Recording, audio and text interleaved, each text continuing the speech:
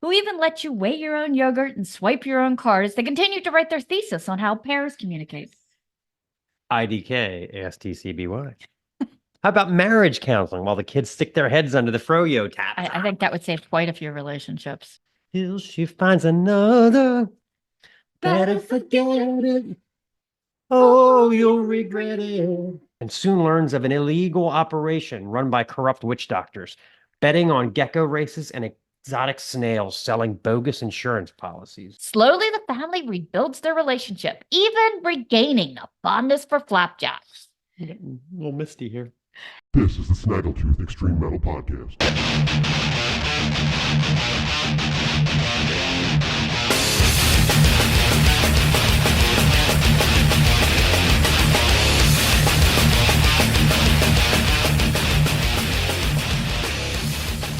Get my fat ass work out today. It was so crappy last weekend. It just rained like buckets and Oh, our sponsor this week is Beaver Hooch Soda, one of the most refreshing beverages that you'll find in the caves of Nebraska.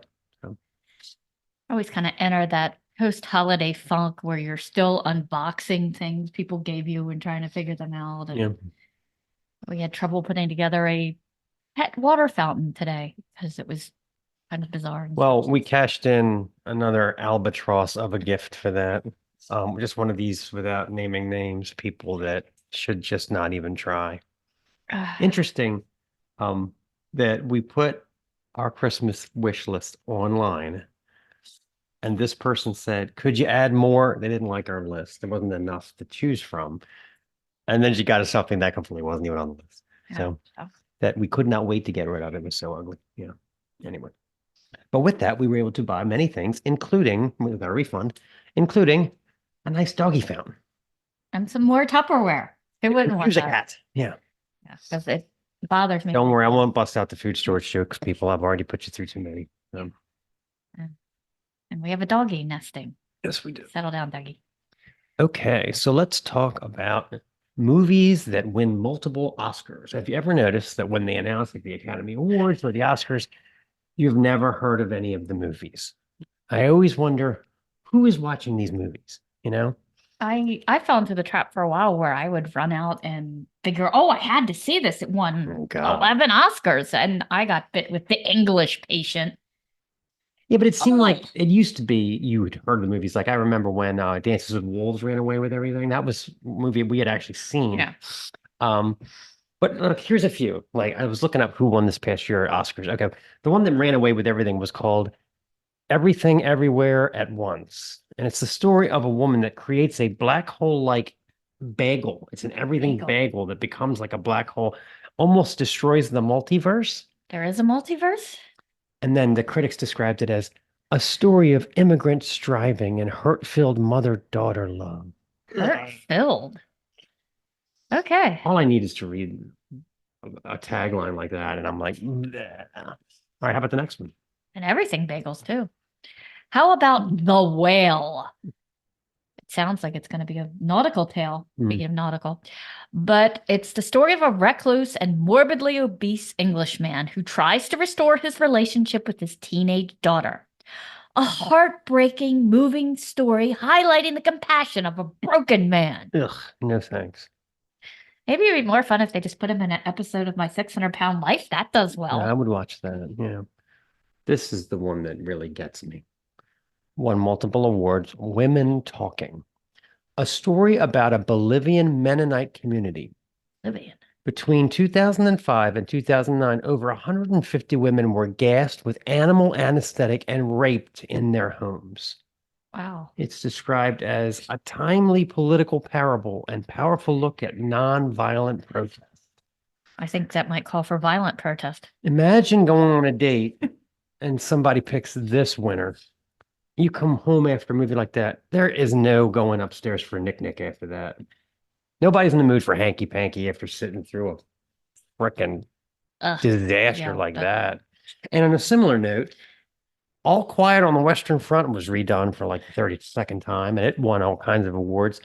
It's a remake of the 1928 German novel about the filthy conditions of trench warfare in World War I. and the crushing defeat that Germany was dealt at the hands of the Allies. Now, I was a German major in college. I had to read it in German.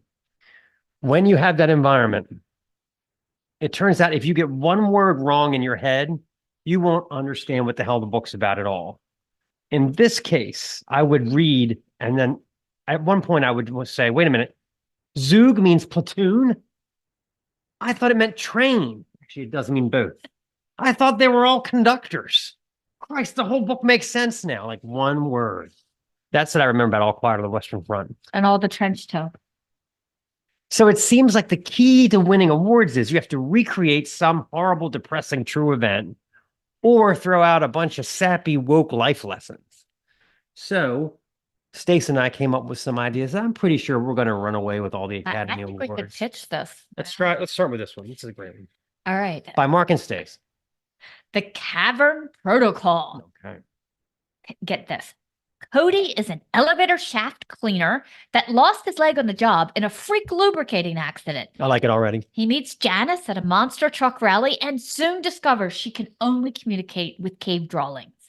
A bittersweet tale of unspoken love and really big tires. Although, admittedly, it starts on the ground floor, the writing is on the wall for this breakthrough romantic comedy. Well done. Crepe Boy. Toulouse's ongoing quest to break into the farm-to-table crepe market. In his one-man French food truck, he struggles to compete with the taco trucks in rural Nebraska.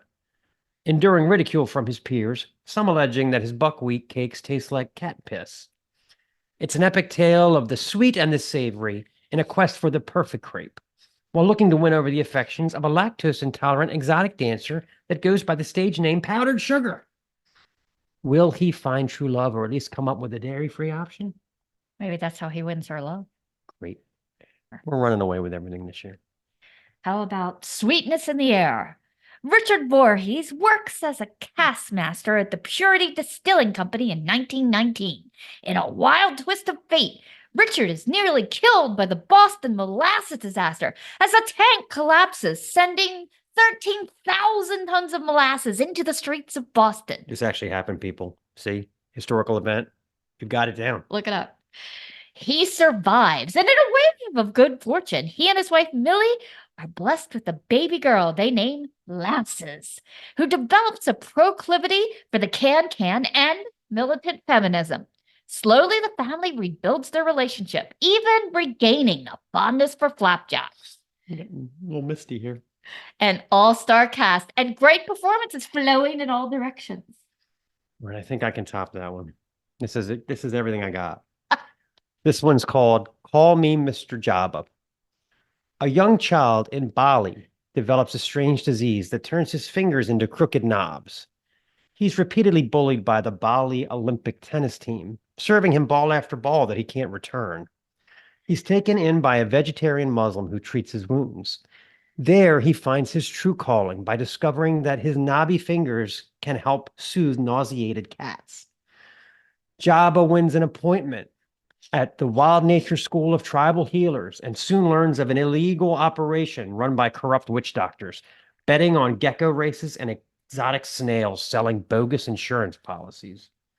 Will he succumb to the dark forces that want to use his powers for an evil monkey uprising? Critics will love it. The breathtaking scenery carries the film despite the stubby plot and sickening handheld camera work. This has been ready for the red carpet with Mark and Stace. That has holiday, theater written all over. That's when the big guns come out. That's right. All right, my love, let's talk about our feature interview. Our feature interview this week is with Corey Parks of the Indianapolis death thrash band Graveripper. We have a great talk with Corey about the making of their fantastic debut, Seasons Dreaming Death. We collectively analyze the current state of moshing in the Zoomer generation, our fascination with cults, and play a satisfying round of blaspheming monikers, so stay tuned for that. All right, let's get this thing going. Let's mosh a little. This is Resist Against the Light.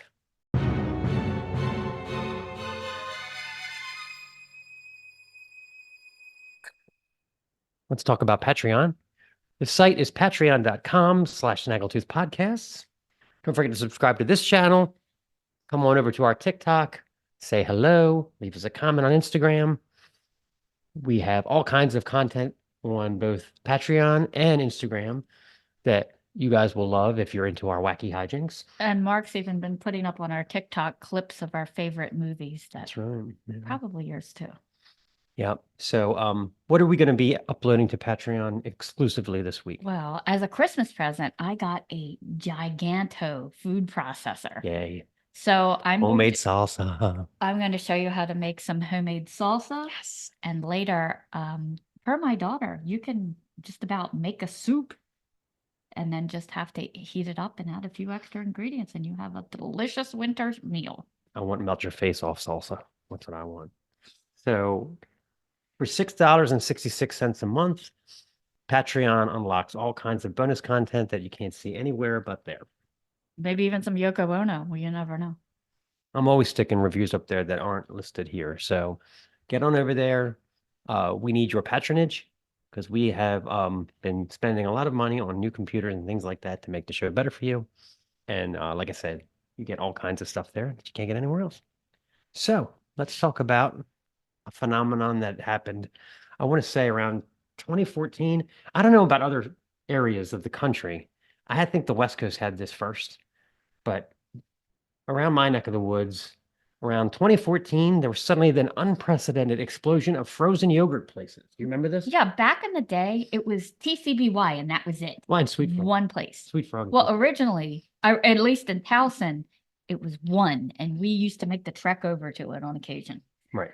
We'd make the kids sit on the curb and eat it so they wouldn't get sticky in the car. Right. But at this point, all of a sudden, if you were cool, you could just randomly announce that you were down for a froyo. I'm down for a froyo. Suddenly, Sweet Frog had a lot of competition with colorful names like Inebriated Penguin, Yali Molly Cafe, and the Cozy Blizzard. I often question how many calories we were saving by opting for froyo versus regular ice cream. IDK, ASTCBY. So, they were all kind of the same with the pumps built into the walls with flavors like unicorn poop and caramel kerplooey that you could dispense self-serve by the gallon. The main attraction, though, was the toppings bar that was basically a diabetic nightmare with everything from maraschino cherries to bananas to Heath bar pieces. I swear some places you could get burfy truffles dug up by gungru pigs in northern India. True story. I had half a dozen Froyo loyalty cards in my wallet, which I could barely close. Yeah, I had that. They all had a couple punches in them. Yeah. It seemed like the target market was kids' birthday parties, which I cannot imagine booking a room full of these little monsters and pumping them with enough sugar to give Larry the Cable Guy a seizure. Plus, what could go wrong with letting these kids self-serve? Yeah. Imagine the aftermath, sweeping up errant M&Ms for hours and wiping sticky fingerprints off the wall. So it was a quick fatty fad because none of them survived. I would say within a year or two, they were all gone. It would seem this was an unsustainable business model. Yeah. The one I actually used to walk to near my work, and I was usually the only customer, and it was staffed by college students embroiled in their homework, who even let you weigh your own yogurt and swipe your own card as they continued to write their thesis on how pears communicate. How about we add in some additional services? This is what should have done. This would have saved the froyo market. Tax preparation. We'll get you the best refund we can from the IRS while your sugar-crazed kiddos bounce off the walls. How about marriage counseling while the kids stick their heads under the froyo tap? I think that would save quite a few relationships. Yeah. And how about maybe, picture this, a combination froyo bar and laundromat. Sold. Oh. And then I always think they should serve snacks at the MVA. Yes, I'll take a vanilla with chocolate chips and granola and also a license renewal. Okay. Yeah. At Yo Guru, you can get a snack and maybe some spiritual guidance. How about a massage parlor? Strip down to your comfort level and grab a strawberry orgasm. Oh my. Yeah. Whatever happened to the yoga places? So we watch a lot of true crime, as we talk about all every week. And I just started laughing one night. We're watching this. It was the one about the woman that poisoned the husband. Yeah. And then she tried to poison Her own the daughter. And it was like 1962. And the doctors were just like, nobody bothered to think that it could have been her. Anyway, so I thought, what if from the kid's perspective, you were trying to figure out all things, 101 ways that mom is trying to kill dad, but you can't really prove it, you know? Mom's chicken noodle soup sort of tastes like turpentine, don't you think? And she keeps asking me, does this rag smell funny? The last time I obliged her, I woke up 9 hours later in the bathtub. Yeah. All right, take next one. I used the computer behind her right after she did, and she was reading the operations manual for a mulcher. A little She's Fargo. probably A little Fargo action. nonplussed by landscaping. It seems a little excessive. The laundry's not washed, the dishes are piling up in the sink, but it seems to be Mom spending all her time tending her almond trees and her lilies of the valley patch. Breaking Bad reference. Yeah. How about the staple gun that Mom says she needs for arts and crafts? I didn't know Smith & Wesson made staple guns. That's curious. All right, if a container is leaking, it makes sense to get a new one. But how come Mom is transferring antifreeze into empty Gatorade bottles? It's a little suspect. Mom says she knows how to fix Dad's squeaky brakes. Weird, but the guy at the garage never uses a hacksaw. No, that's odd. I don't have So cadence for she it. suggested to straighten my weights up, so she strung my really heavy barbells from the bedroom ceiling right over my head. Oh my God. Says it's a good idea, but those strings look strained. I know there's something like 101 uses for WD-40, but I don't really think the top steps of Dad's ladder needed to be lubricated. Yeah, she rented a backhoe to dig a big hole in the backyard. I asked her if we were getting a pool, but she just muttered something about pushing up daisies. So I'm guessing she's putting in formal English garden. And she's planning this remote camping trip. And she keeps looking at areas with large cliffs and high elevation. Something about it really wanting us to push ourselves this year. I don't know. Oh, and she said she made dinner reservation at this new crazy hot spot, Club E. coli. That sounds great. Sounds familiar somehow. All right, let's play another song. Why don't you introduce it? Getting back into the music, this is Graveripper with Ripped and Torn Apart.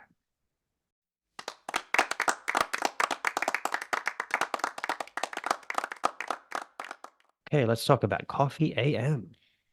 Yeah, we actually got some coffee for Christmas, and it was all right, but we found ourselves missing our Coffee AM coffee. What makes them different, do you say? They're a little coffee company out of Georgia. They have a ton of options, a ton of flavors, a ton of micro trade, fair trade, hard to find coffees. They have many, many options, and everything you order is roasted and packed that day and shipped out to FedEx. They'll even put your name on it. Ours is exclusively brewed for Mark and Stace. I have an idea for Patreon. Let's brew and do a reaction to the cat poop coffee. Yeah. My daughter got us cat poop coffee from Bali. Let's Patreon that. That'll be good. They actually feed the beans to these big civet cats. The making and consumption and reaction to cat poop coffee with Mark and Stace. That's going to be good. Yeah. So in the meantime, if you would like to get your own coffee roasted and shipped directly to your door, they have decaf, they have regular, they even have teas, they have sets. So use our link. It will save you off your first order. Okay. It is time for I've got a ripper this week. But first, I found the 45. This was my favorite song in the 6th grade. Philip Bailey's Easy Lover. I normally don't like Phil Collins, and it's because he wrote this. Philip Bailey was one of the original members of Earth, Wind, and Fire. So that's why this song. It's got some funk. It's a hell of a lot better than that fucking, Susu Studio bullshit. So how does it go? Well, she'll say that there's no other till she finds another. Better forget it. Oh, you'll regret it. Anyway, great song. But this is not, sadly, what we're going to feature on Wax of Not Contrition this this show. week. Instead, I have opted for Unleashed's crushing 2008 vinyl Hammer Battalion. Why don't you go ahead?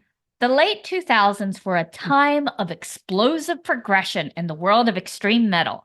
At times, it seemed things were just becoming more technical, more progressive, and in some ways, just plain weirder every day. From the epic Mastodon releases to the symphonic quirks of Psy to the prog-heavy era of Opeth, it seemed like metal was constantly evolving in every sense of the word. But looking back, there was also quite a bit of quality, straight-ahead, Swedish death metal released in the noughts. Dismember, Amon Amarth, Hypocrisy. Yeah. One sadly overlooked moniker that really caught fire around this time was the long-running Stockholm four-piece Unleashed. Not sure if it was the label change to SPV or just the lineup gelling at the right time, but the string of albums starting with 2006's Mein Winterblot through the end of the decade were exceptional, with stunning, in-your-face riffing and gorgeous lyrical solos from guitarist Frederick Folkler. Perhaps the crown jewel of the stellar phase for Unleashed falls to the 2008 album, Hammer Battalions. Yeah, things are tight and crunchy, full of lyrical odes to Vikings and copious swirls of black metal in the mix. The very first track is the Deflesh style speedball, Greatest of All Lies. It just tears out of the gates with dizzying aggression. Let's get this rolling and check that song out. This is Greatest of All Lies.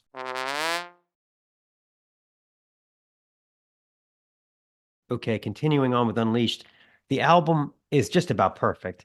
Not just the 100 miles an hour stuff either. Lyrically, carved in stone is an almost introspective plea to Thor that the deeds of deceased heroes are not forgotten. Hedlund's vocals are crystal clear and full of witchy sneer. The guitar harmonies that stutter step across the verses are cool as fuck, and the guitar solo is beautiful enough to conjure chill bumps. Total Thin Lizzy style lead construction at work. The riffing in this period is so much stronger than their early records, from crunchtastic fare like Your Children Will Burn and Entering the Hall of the Slain to blackened heavy metal like Midsummer Solstice. This record truly is thrill a minute, but the song I want to focus on that really seems to sum up the record is Marching Off to War, and no, it's not the Motorhead song. This one has it all: exciting tempo changes, black metal overtones, wild blast beats, and hands down the best guitar solo on the record. Sure, it's a formula that had been used a million times before, but only a handful of releases mastered the craft as well as Unleashed on this record.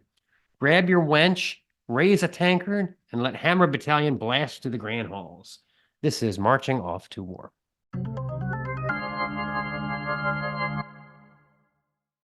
Okay, shall we introduce the interview? This is our interview with Corey of Graveripper. We had a great discussion about their phenomenal debut album, and we also discussed several other surprising things. It took him 5 songs before he liked Metallica. That story's great. Anyway, check it out. The album made my top 10 for sure. Thank you. I love it. Yeah, it's so let's start with the beginning. Like where did the name who thought of Graveripper? I did. Oh, okay, great. It's different and it sticks out. Yeah, thank you. There's no cool story behind it. I wish there was. I need to come up with to use in interviews to make things seem way cooler than they are. But it's just took 2 words that sounded deep and metal, and put them together. Yeah. And then right after it, I found out about Hellripper, and I was like, "Damn it!" But I had already changed the band's name once, and I wasn't about to do it again. So we're just sticking with this. So we had him on the show a few weeks ago. He's a super nice guy. Nice, yeah. That record they put out this year, Withered Hags, that's definitely one of my faves. Did you know that's a drum machine? Is it really? Somebody was telling me that. Wondering, man. I was wondering. He's a one-man band. Oh, yeah. Dude, I don't know. I didn't know it was a drum machine. Yeah, I went back and listened to it, and I still can't tell. I was just like, wow. I guess Yeah. with the technology now, you can really make it sound Yeah. genuine. Well, and it's crazy too, because there's a program out there called Cult Drums that has very raw sounding drum samples, but you can you program your shit with it. But they have, hey, here's the Florida death metal early 90s pack. Here's the just lo-fi black metal pack. Yeah. And then you can program it in there. And then once those sounds are in whatever DAW you're using, you can apply the same mixing and mastering methods you can to those individual channels than you would a real drum set. So I do know of a few other records out there that might surprise you that they are also programmed drums, but I think those are secrets, so I'm not going to tell you. Oh yeah. But No, we don't want to. I think that shit's I do think that shit's kind of weak. If you're trying to sell an album out there and you're advertising yourself as a one-man band and you're using program drums, I think that shit's. Now Graveripper used plugins for our guitar sounds on Seasons Dreaming Death, though. So who am I to point fingers? So whatever. Hey, if it sounds good, it is good. That's all that matters. Yeah, exactly. Yeah, have you ever he has these videos up, I think it's on Instagram, James does. He's crowd surfing and playing guitar. That's wild. Would you ever try that? I have never tried it. I'm probably too fat. You probably wouldn't be able to hold my fat ass up. So yeah. Well, we always talk about this on the show, but it's changed a lot. Like that, moshing when I was young used to be a dangerous occupation, but now when the kids go up, they're taking selfies while they're surfing. So it seems kind of all the edge is gone. I don't think it's any less dangerous. I just think there's a very thin line between dangerous and stupidity. Maybe. Like I would have never been that confident. I got dropped on my ass so many times. I never would have pulled my phone out. I'm sure there is a very large demographic of those out there who have crowd surfed and lost their phones at the same exactly. instant. Yeah. You know what I'm saying? We only see the ones who survived because they post it and kept their phones, but the rest of the bunch of broken iPhones all over, the floor of St. Vitus or whatever. So it's great. Yeah, because you were originally Death Ensemble, but I think Graveripper fits your blend better because you blend so many different types of metal. I've never seen so many, even in one song, where it'll just flow. It'll be this melodic guitar solo into like a death metal guitar solo in the same song. So it's I think Ripper fits you better. Yeah, totally. We had somebody once say, they're like, "What's your band name?" And I'm like, Graveripper. And they were like, "Oh, I assume you're like a doom sludge band then?" I'm like, "No, dude, you couldn't be farther off. Like, come on, Ripper. It's like such an aggressive word that it doesn't go with, Now, if I was like Grave Toker, then we'd be a doom band. There you go. But, fucking pay attention. What's his name? The guy from Nunslaughter. What's his name? Dawn of the Dead. Yeah, Don. He had the best one, I think. Somebody came up to him and said, "Is it Nun's Laughter?" Yeah, I love that. Yeah. That's crazy. I mean, I never even saw that as a possibility of the name, but whatever. Like the part in The Dark Knight where they've got the semi and it says slaughter and then it says laughter or whatever. Yeah. Similar words. We're really impressed, with the quality of Seasons of Streaming. It's just, as your first full length, it's really wow. I noticed all the songs kind of were almost thematic as describing death in one form or another, which was a little different than Radiated Remains. But did you have that theme in mind, or did it just come to you later that, hey, all these are kind of about death? It just happens. It happens. I mean, I think that's just kind of like one thing I gravitate towards writing wise. So, yeah. So to answer your question, no, it just happened organically, I guess. Yeah, it didn't feel like quite like a concept album, even though it kind of thematically goes all together well. That artwork is so badass. I mean, how did you come to pick that out, or was that? So that was Adam Burke. Adam's done a lot of really great metal art. He did the most recent Hellripper album. He did that too.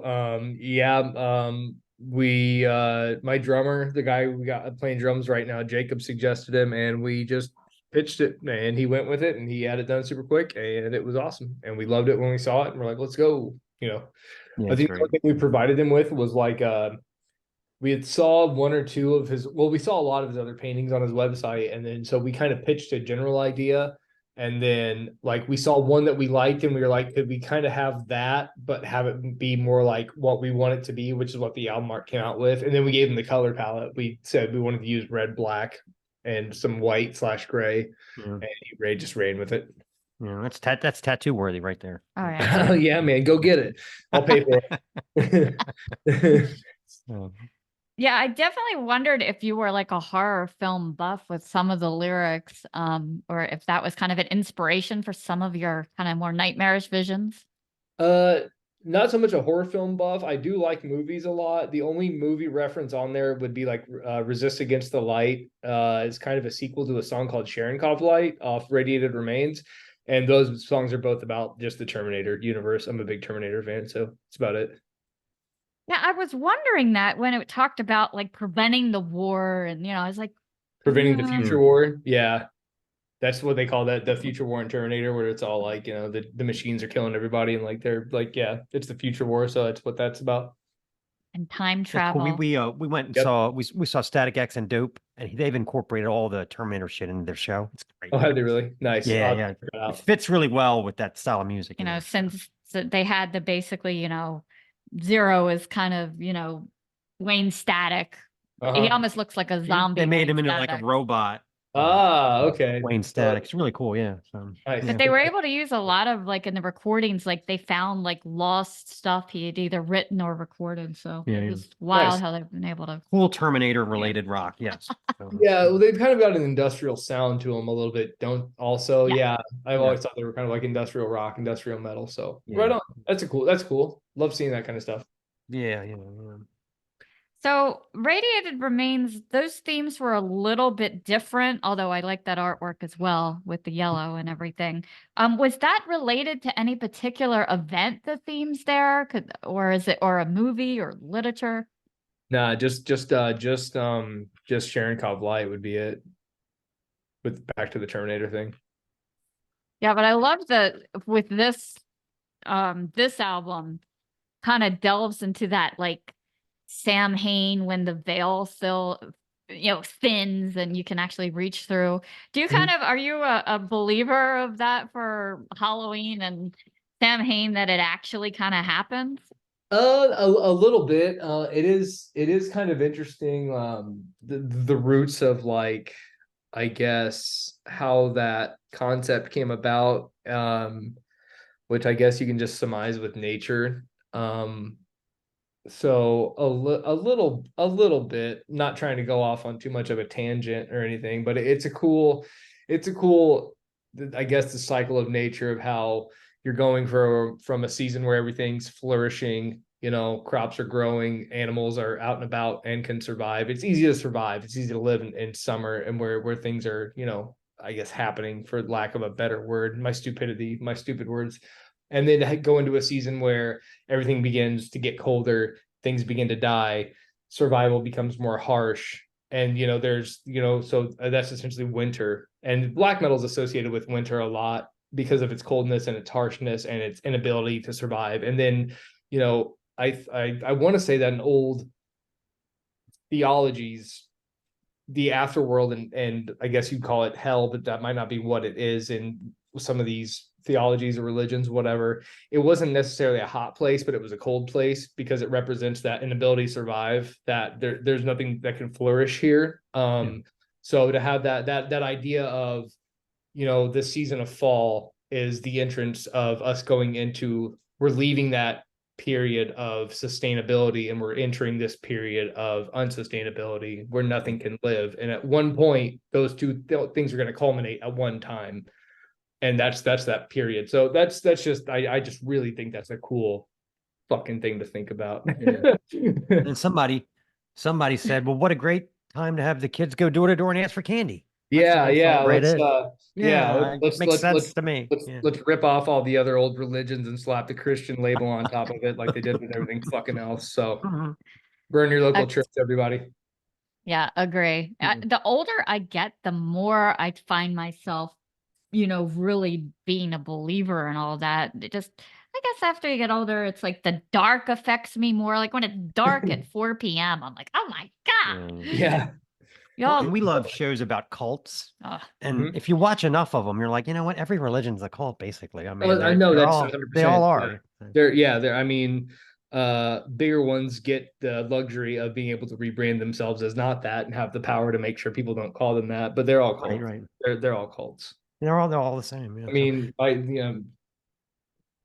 I mean, the definition of the word cult, according to Oxford Languages, is a system of religious veneration. Like I can't fucking read, and devotion directed towards a particular figure or object. So yeah, it's all cults, man. It's all cult directed towards a particular figure or object. Well, if you're that particular figure or object is Jesus Christ in the Christian context, then yeah, you definition of a cult. and it all like hinges on you kind of suspending belief and accepting whatever you're fed. Yeah, it makes people feel better, that they'll be able to see mom on the other side when they die too, and that they're out there somewhere still. It helps people. I understand that. But Well, getting back to you guys, what are some of the bands that you get compared to, and do you disagree with the comparisons? I kind of we get some Toxic Holocaust, which I agree with. We get some Skeleton Witch, which I agree with. Sometimes we get compared to, we do get some Midnight comparisons a little bit. I think that I don't necessarily agree with that comparison. I think we might feel a little bit, but I don't think we necessarily sound like Midnight. But I am a gigantic Midnight fan. Like I've got like a poster back there and everything. Yeah. But That's a good one. You're like, I'll take it, right? Yeah. Oh yeah, totally right. Like, but we've gotten Venom and stuff, which of course is a backbone to us and this genre and just heavy metal in general. So some bands like that. Yeah. Somebody said Avenged Sevenfold once. I was like, "You're fucking deaf, man."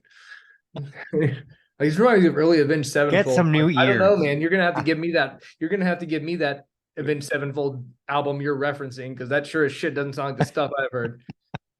So not bashing Avenged Sevenfold. I don't mind Avenged Sevenfold. So whatever. But yeah, I don't know, man. Wild comparisons. Yeah. Yeah, your vocal styling is very different too.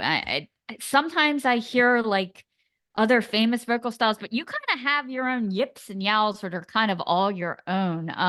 Thank you. How did you meld things together, or just take the best of what you like to put it out there?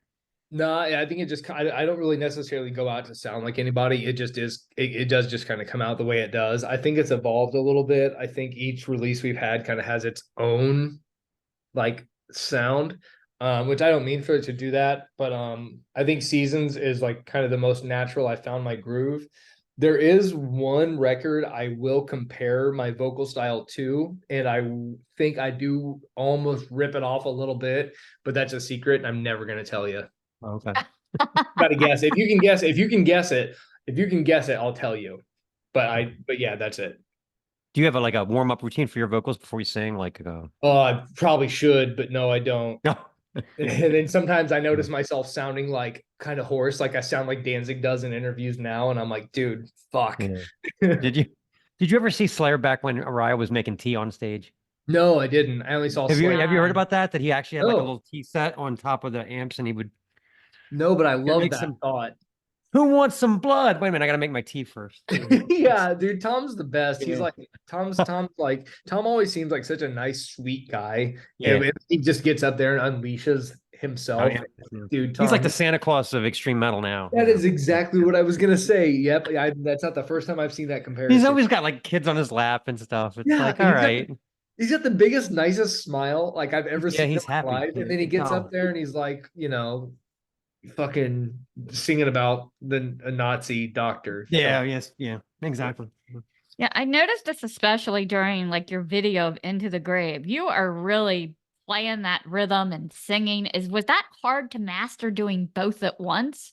Nah, not really. I started out playing drums, and I think that is what did it. I think I was able to from the first time I was a band geek in school, and I played drums and percussion, and I think being able to coordinate myself to do different things, i.e. play the drums, your foot's doing one thing, one hand's doing one thing, your other hand's doing another thing. I think that helped to kind of wire things. So, and I was so hell-bent when I first got a guitar on like being James Hetfield that I practiced doing guitar and vocals every day. So it's not too bad.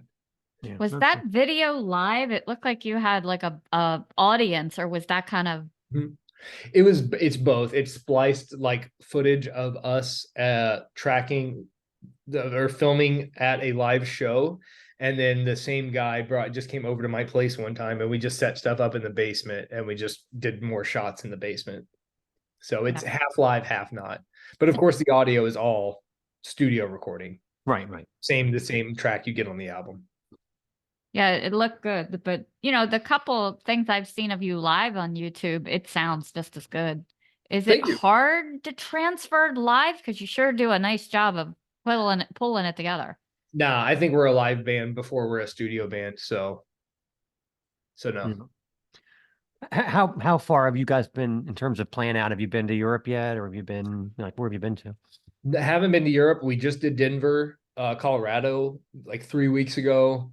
We did LA, Los Angeles, last year. That's about the farthest we've been out. So yeah, we're getting there. Love to do Europe sometime. We will at some point. Just that'll be great. Yeah, you'll be huge. Yeah. Yeah, it'd be really cool. Yeah, I've heard the German fans are very intense. They're very serious. I hope so. I think we play. Oh, that's another comparison we get a lot too, is we do get a lot of Slayer and Creator comparisons too. And we are like, I do love that Teutonic style of thrash, Sodom and Creator and bands like that. So I would love to bring Graveripper over there and show them what we're all about. Yeah, that's great. All right, so I had some favorite tracks on this album. I had a few questions about. I love Red Skies. I was unsure about the lyrics with the skies alight tonight with markers of a flight. This land will pay the price of carbon sacrifice. Is it about bombing or? Yeah, so our second guitar player, Keegan, actually wrote that song. And yeah, that's what I got too. It's just about essentially nuclear bombs. Kind of plays on the radiated remains thing. And he wanted to call it Radiated Remains for a minute, and I shot that down pretty hard. Just because like we already had on Radiated Remains, we already had a song called we did the Led Zeppelin Houses of the Holy thing, where we put a song on Radiated Remains called Complete Blinding Darkness, and we had just put out an EP called Complete Blinding Darkness before that, and I didn't want to do the same thing again. So yeah. It's amazing to me that, in this day and age, with us being so cultured and refined and politically correct, that there's still crap going out like the Ukraine and what's going on in Gaza, that's still happening. You think you would have, I don't think people are ever going to evolve to a point where we're not invading each other. Nah, the sooner we're all dead, the better. That's why I'm such a big Terminator. So I'm such a big Terminator fan. I'm just waiting for the day that Horizon lights up and we can just let all this go. Right. All the AI talk. Yeah. That's the first thing I think about is how long is it going to take before AI figures out that we're the problem? I'm so ready. I'm so ready. Yep. There's this.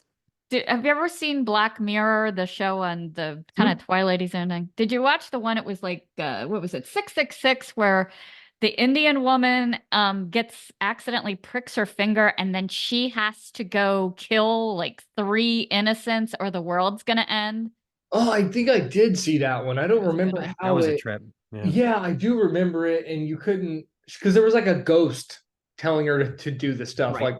Like there was a dude telling her to do this. He looked like a 70s, like like a funk singer. And then the world, and then like she had to do it within a time period. She had to do it like one a day or something like that. Yeah. And then it ended up being true or something. I can't remember. One of those people she killed didn't count, and then it just she ran out of time because she got caught, and then the world ended anyway. But it ended up being a good thing because they walked off into the end of the world together. Yay! Happy ending. Everyone's dead. Can we do this? Yeah. Okay. So we play a game on the show. It's called Blaspheming Monikers. Okay. All right. So here's how it goes. So I'm going to give you 5 band names that I got from Metal Archives. One of them I made up. So you have to guess which one of these is not a real band. You have to sniff out the fake one. Okay. All right. All right. And we went with 5. All right. So we went with a satanic theme this week. So oh my gosh. First is Satanic Silence. Then there's Satanic Heritage, Satanic Dystopia, Satanic a la mode, and Satanic Burial. Oh man. Those are all fake. No, they're all real. I'm gonna go with a la mode. No, that one's actually real. They're from Nice. Japan. They have 2 full lengths. It's a really weird Nice. name. Yeah. Nice. That's great. Which one was fake? Guess a couple more, and then we'll either Oh, you get it okay. right or we'll run out. So Let's go with that leaves Satanic Silence, Satanic Heritage, Satanic Dystopia, and Satanic Burial. satanic. Let's go with silence. Okay, they're from the UK. Oh man. They have they're actually a newer band. They have a full length just came out last year, black metal. So yeah. So, Hey, Venom did that like 40 years ago. yeah. So the one I made up is Satanic Burial. There's actually not a band called that. believe it or Really? not. That one? Yeah. Oh, I was confident that was the real one. Yeah. I was surprised that nobody's You got me. gone for that one yet. So You caught me. Well, let's start a band. Let's start a band today, officially out there. Satanic Burial. yeah, Satanic a la mode. That's a Yeah. winner. Yeah, that's a good one. That's well, good's a word to use, but yeah. I like my Satan just a little on the On the side. side. Yeah, just a little bit. Not necessarily as the entree or the main course, but if I could just get a side, that'd be great. I like my Satan in a souffle cup personally. Yeah. Nothing wrong with that. Yep. So, Kinda did you like like your that. experience at the Denver, Colorado Beer Fest? And did you try any new beers that you liked? Oh, absolutely. Yeah, we had a really great time. Little Cottage Brewery had some really great beers. They did the Mother of Graves beer. They're another band that's on Wise Blood. There was some excellent mead there. We had some we repped the hometown, or I guess the home state. Three Floyds Brewery was there. They're from Indiana, so they were out there too. So we had some of theirs. But yeah, Little Cottage Brewery, they were really, really good. Mm. Oh, true. Denver's really, I mean, just the scene out there. So you got Necropanther, you got Blood Incantation and Spectral Voice, and I mean, there's just so many great bands coming out of Denver now. Yep, and then I think Primitive Man's from out there too, because they played That's that. right, yeah. And that was a hometown show for them. I totally spaced Blood Incantations from Denver. Yeah, they are too. Yeah. Yeah, and the land of the great IPAs too. Yep. We even got stuck at the airport in Denver, and we, it ended up, we was had awesome. time to kill, and it was like this bar had nothing but great IPAs. I'm like, what does Yeah. it say here? The beers. Yep. It's got something to do with the cold, I think, or whatever. Yep. I don't know. Yeah. So what local bands do you love to play with, and maybe ones we should check out? Oh yeah, so you've got a lot of great local bands in Indy. Vile Iniquity is a really great one if you like the really kind of like really just thrashing, almost like proto black, proto death stuff. They're really good. Play with them a few times. I do play drums, and well, we're not technically from Indy. We're like Indy Bloomington. They're called Truce. I haven't done any recordings with them yet, but we've done a few shows. That's TRUUS. It's a kind of Gorgorothy black metal. Obscene is a great death metal band from here. Obscene's one of the bands that when I was kind of getting into the scene, they were one of the ones that was like really, really captivated me to do it because they're really freaking good. Fleshers from here, really solid 3-piece death metal. Of course, Mother of Graves, if you dig the old like Catatonia, kind of mournful, depressive, death. Yeah, like the old funeral Catatonia before they went clean vocals, that style of stuff, like the old Peaceville Records, Catatonia style stuff. If I'm forgetting anybody, guys, I'm really, really, really sorry. I just like that's great. I know a lot of the bands in the scene. There are a lot of really good bands in the scene. Indie's kind of a hidden gem. We're kind of looked over a little bit, but it doesn't take too long to dig through to just to start getting into the scene. There's a lot of really great stuff going on over here. So you do still drum? Yeah, all the time. Wow. Yeah. Well, so you could be a one-man band yourself, just record the whole thing. Yep. Ready to do. Yeah. That's what Graveripper started out as being. And then I took it live, and then of course you need more people to do live than just yourself until I figure out how to do all the blast beats, double bass, and guitar parts myself. Just kidding. So yeah. That's great. So if you could take Graveripper and put them in a fantasy lineup with like 3 other bands to tour with, they could be current bands from the past that no longer exist. Who would you put to go on a tour with? Obviously no costs involved. Yeah, totally. Would love to really let's see. I guess really big bands wise, it'd be cool to do something with like Creator or Slayer, just Megadeth or something like that, because they're just such quintessential like 101 gateway drug bands that we could have gotten in with. It'd be super dope to do like, I don't know, something with like a bot or something like that. Immortal was a big gateway drug into black metal for me. In modern times, Midnight, a big fan of everything Athanar is doing, so would love the opportunity to just even get a one-off show here or there, which I don't think that's too far out of I guess reach. So we're just always we actually did almost have a show with Midnight once, but I can't remember what happened. But that would be cool. So yeah, those are just a few. I'm sure there are a bunch more I could think of, but off the top of my head, those are definitely a few. Yeah, we've been trying to get Jamie from Midnight on the show. Oh yeah, and, that's cool. Yeah, That's and cool. so we've asked Donna the Dead to bug him about it. We've asked who was the guy from Destructor that we interviewed? Oh, Dan, Dave from Destructor. Like, so we're literally like trying to surround him with people so that he Just, eventually succumbs. Yeah, flank him. Yeah, with the hood, of course. Yeah, that's what we want. Yeah. Oh yeah, no. He probably won't do it without the hood. His anonymity, is that the word? Anonymity. Yeah. Anonymity. Yeah. See, I told you. I don't know why I'm the fucking vocalist. Can't even speak my own That'd be language. great. He will not. I'm sure that will be a non-negotiable on his end. Oh, definitely. Yeah. So But yeah, another weird hotbed is where you're going to play in 2024, Madison, Wisconsin. Everything runs through Madison, Wisconsin. It seems like eventually, you it start to feels notice these patterns. Yeah. What do you look most forward to checking out at the Blades of Steel 4 festival? definitely just probably most of the other bands. Randy, who's putting that show on, we've been in talks with him to get up there for a little while to get all that going and done and stuff. I know he's got a pretty killer lineup ready to be unleashed that has not totally been announced yet. So probably just mostly the other bands. And is Wisconsin where Spotted Cow, the beer brewery, is?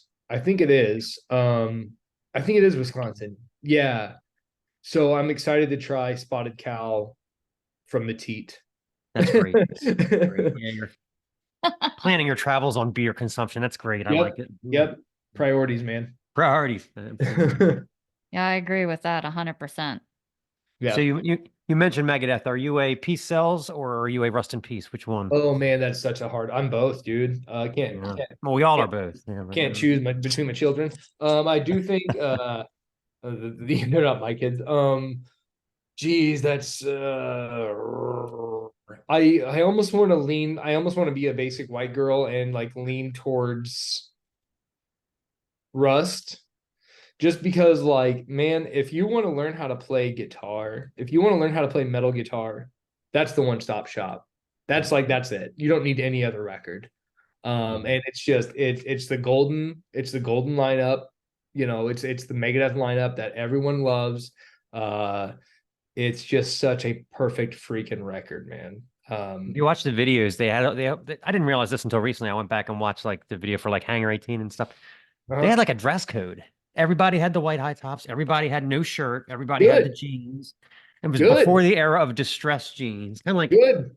Yeah, I was like, wow, I didn't realize the dress code. Look at that. You should have a dress code in a band. I really do think you should. You should have a certain look. If you're going to go out there with your fucking boat shoes on, your cargo shorts and shit, and you're all going to look completely different, then if you're going to play your high school talent show like that, fine. But I think Lemmy even said it. It's like, if you're going to go out there and be a rock star, be a fucking rock star. Wear the shit that people take a second look at. Wear your belts, do your corpse paint, do your big armbands. Yeah.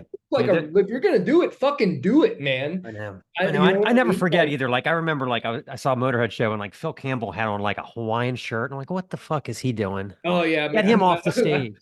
I don't know, man. Maybe let me. I don't know. Maybe let me give him a pass. I take back everything I said. Oh, let me did say that though. So yeah. Just you never forget stuff like that. We're like, what was he thinking? Come on. Why is one guy in a tutu? What is going on? What's going on with the shorts on stage? Right? Yeah. Come on. We've all seen Cheech and Chong. Yeah. Yeah.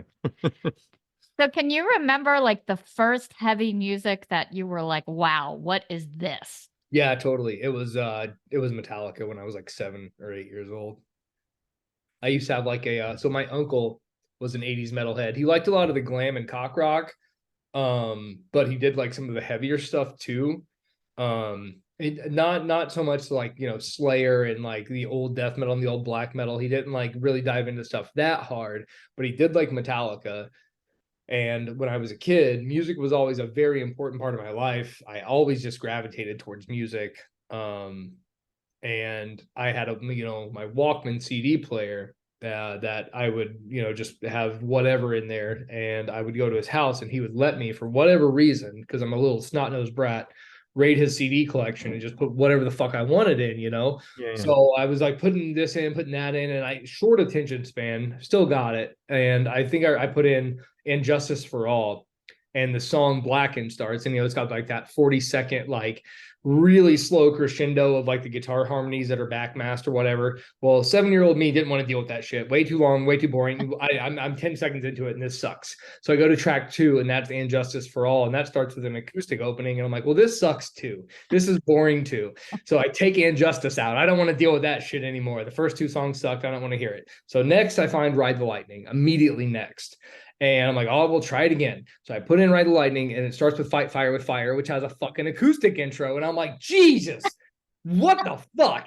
And then I go to track 2, and that's "Ride the Lightning," and that kicks right in with a stun with the harmonized guitars. And that was it. I was like, what the fuck noise? What is that? And then I think I was staying at my uncle's that weekend or something, or like he was babysitting, and then my mom picked me up, and I was like, we got to go to Target. I've got to get this fucking album called "Ride the Lightning." So I was like 7 or 8, and I got "Ride."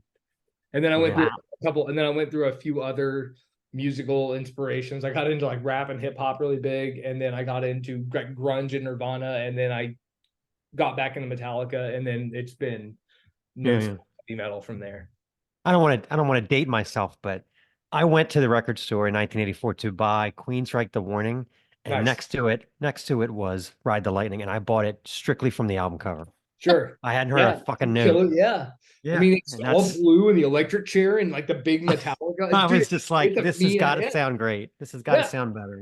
100%. The Queensryche had to wait. Yeah. So. Yeah. Oh man. I remember watching like a VH1 thing on like Metallica or something. I think it was like when Metallica ruled the world, and they had Sebastian Bach on there. He was talking about "Kill 'Em All," and he like, I pick up the album art of "Kill 'Em All," and it's got this bloody hammer on it, and it's Metallica. And I turn it around, and there's a picture of the 4 ugliest fucking dudes I've ever seen in my life. And I'm like, this has to be good. I have to buy this. Yeah. They didn't have makeup on. Everybody else had makeup for their album covers, but no, not that they're all. Yeah, they all look like they're all pimple faced and shit. Yeah, you knew it was real. Yeah. Pimple faced is exactly that album's incredible. I mean, that no other album from that year sounds like "Kill 'Em All." I mean, I don't know, the engineer was incredible. He dialed up that sound, and you know that there had to be so many other bands that were like calling up the label, going, "Why doesn't my shit sound like this?" You know what I mean? And Lars couldn't even really drum that well at that point. It's all weird fills and gaffer tape, but it just sounds so great. Yeah, I mean, it's a red hot record for sure. Yeah, totally.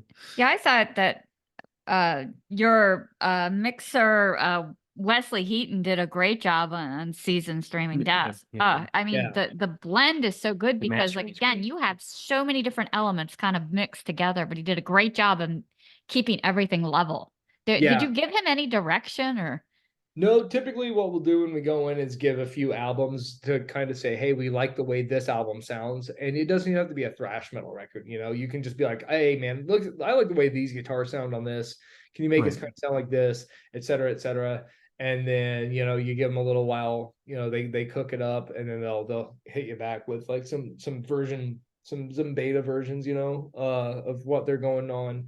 I really like the sound of everything we've done so far, but Seasons really took it to the next level, and it really has this like really explosive, really like shit could fall apart at any second. We're barreling down the highway at 666 miles per hour, and this car is barely holding together. It's so like, I really like the way it sounds. Yeah, really, really So good. do we, yes. Yeah, we do a lot too. So coming from a position where, it was once just your project and now you have other people, are you a control freak with the Yeah. other members? Yep. So yeah, pretty much HDIC over here. The guys do bring in their own like fills and their own our bass player Chris will come up with his own little bass parts, and then Jacob, our drummer right now, will come up with his own drum parts, or like not necessarily drum parts but drum fills.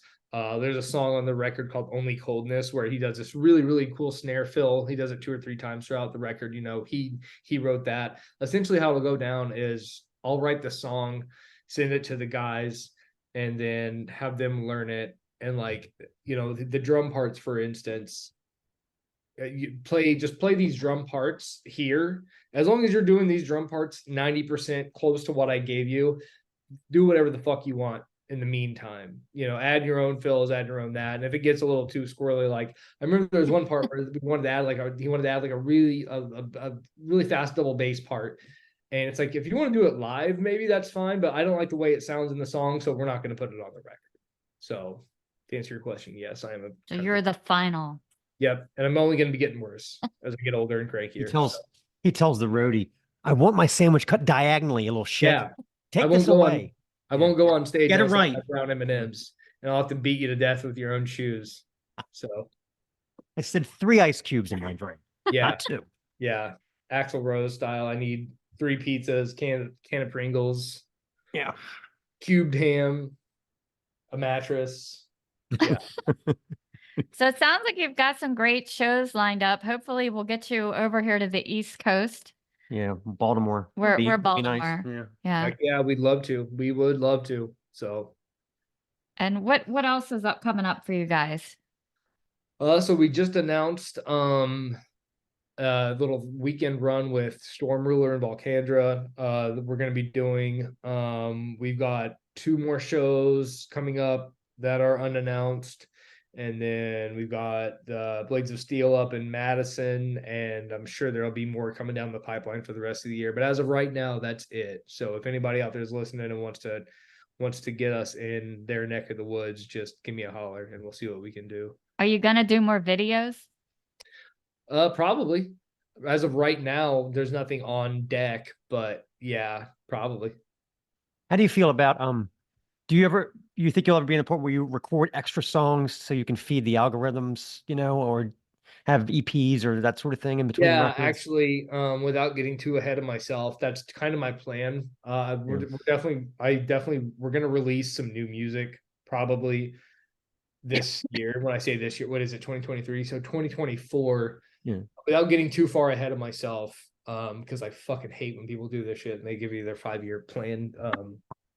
I'll probably try to get a couple singles out, maybe an EP in 2024. In 2025, maybe look at doing another release. Yeah, we hear that a lot. You almost have to have bonus songs to keep putting it out there. Yeah. Yeah, you really do.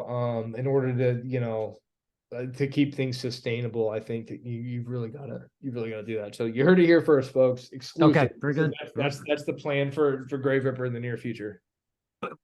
Yeah, I loved all the flying hair in your video. Oh, thank you. Yeah, appreciate it.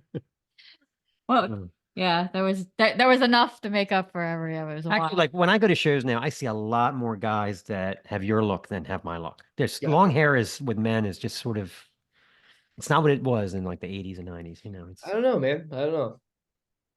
It's about the beard now. Like you see the epic beards. Well, I don't have one of those either, man. So you guys are really dicking me right now. So I don't know what to say. Like, well, this was great, wasn't it? Yeah, we had this one tattoo guy that told us he spent $700 or $800 on his beard man. I'm like, you need a beard man? So see, you're saving yourself money. I guess that was really weird. I forgot about that. That was weird.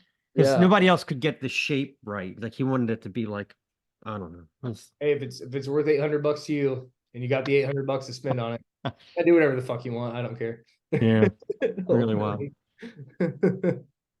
All righty. Well, thanks again for doing this, and good luck with the tour and the beer tasting. The sounds of decay!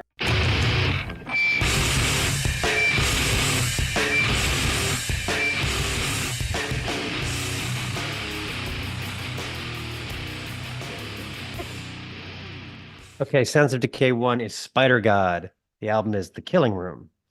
After a rather prolific number of EPs and splits since 2020, and 3 albums of blackened covers of everything from Spice Girls to Whitney Houston and even the Beatles, no, I'm not kidding, Spider God returns with the second full-length and original material, The Killing Room. This time, Spider God, the UK solo project of George Purvis, spins a web of a dark tale of, well, the web. This is part 1 of 2 installments relating the plight of an ex-band member Faustus who disappears under rather mysterious circumstances while playing an online game, Possess the Devil. The story begins with the opening track, Enter, which sets the tone with some evocative synthesizer falling somewhere between 80s dark wave and a Bela Lugosi film soundtrack. The black metal kicks into full gear by the second song, Spider God, punching it up with crunchy guitar riffs and popcorn popper blasts bubbling over drums. George isn't afraid to change the guitar style up. In Silicone Witch, he starts with a clean guitar melody that's very Blue Oyster Cult. Vocals are guttural rasp, accentuating the lyrics, I can see it in my bloodshot eyes. The percussion pulses and at times rolls, accelerating as the tail spins out.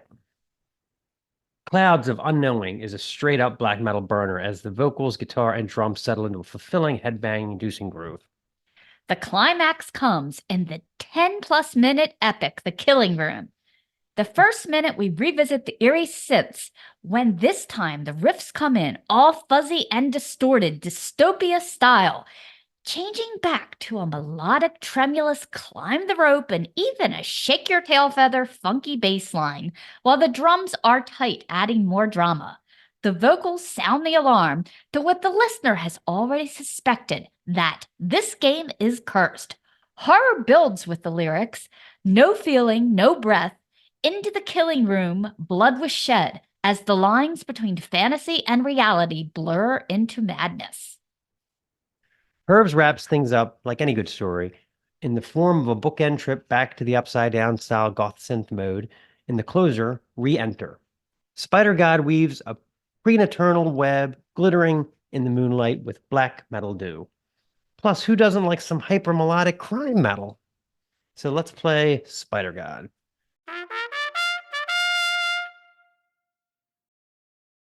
Okay, Sounds of Decay 2 is Technophobia, Anti-Human Terror EP. Now, part of me and Stace's awesome gig is discovering music from exciting new places. Just when you start to think that all the new stuff is flowing from one of the US coasts, Stockholm, or Madison, Wisconsin, something like this flash rock and EP drops into our lap. Technophobia is a 4-piece from Bijicic Kilowy, Hamrana, Poland. Now, I am like 60% Polish, and I have no idea where that is. But what really matters is the quality of the album. You really cannot get much fresher music than this since the band just came together for the first time in April of 2023. Visually, they have the look down pat from the pointy radioactive yellow 4-cornered logo that includes the nuclear radiation symbol. By the way, you know what that's called? I That don't. symbol, the COC, that. No. It's actually called a trefoil. Trefoil. Huh? Yeah. Anyway, because of the tri. Or it's a Girl Scout cookie. Have you tried the trefoils? They're so good. The band photo is spot on as well. They're throwback white high tops and metal patches, easily harkening back to 1988. Musically, it's a beautiful, thrashy mix of Teutonic style thrash and shouty crossover metal. These 4 songs waste no time. Drummer Petra Rominsky packing these cuts with plenty of bleedy snare bursts. Take a cut like Pandemic Fear, doubtless inspired by lockdown-related events, which takes off right out of the gates with a riffy power and speeding percussion, but settling into a creator-style mid-tempo chug fest about a minute into the track. Guitarist Kajetan Krasnowski adding spicy shred leads at random intervals. Vocalist Oz Villarreal Gomez conjures a guttural hardcore vibe for the proceedings, but is not shy about letting Araya-style screams here and there to up the intensity levels. Even the bass lines of Bartiz Pinkowski come through sounding so great on this thing, especially in the closer No Solution. But the song we are going to play for you is the title track, the longest cut on the disc at 3 minutes 45 seconds, and it's metal thrashing madness from start to finish. Check it out.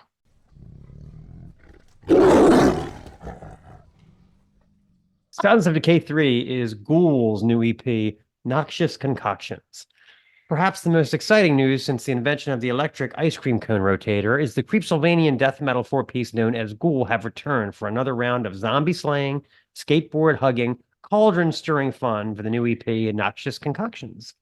Prepare for a good 20-minute taster of the band's signature hard-crunching riffs, swirling harmonies, and unsavory lyrics as Ghoul unleash their first new tunes in over 8 years.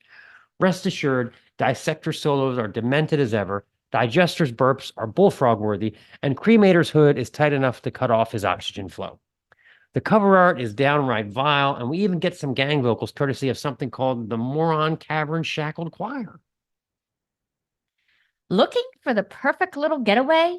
Lose yourself in the hard pan riffing and pounding double bass of your next vacation destination, Shotgun Gulch.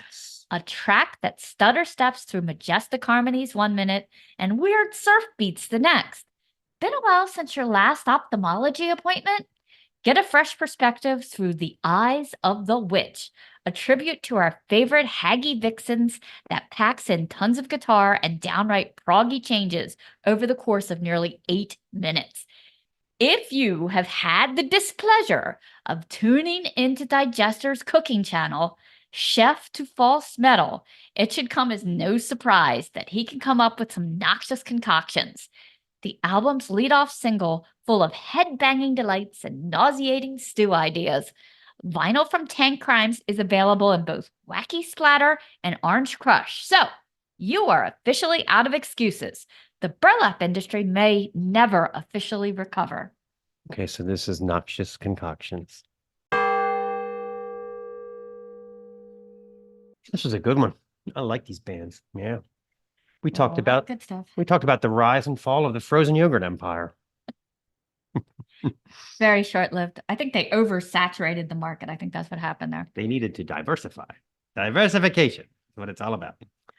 We came up with some surefire Academy Award-winning films that will pay for our retirement. I think honestly we should just pitch them on Shark Tank or something. Yeah.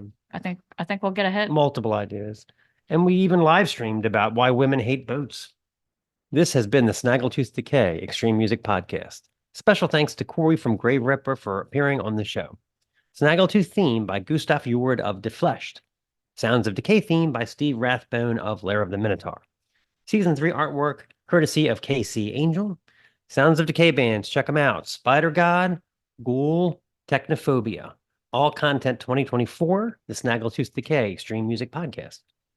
Tell Uncle Jack you've been messing with me. Oh my God. This is the Snaggletooth Extreme Metal Podcast.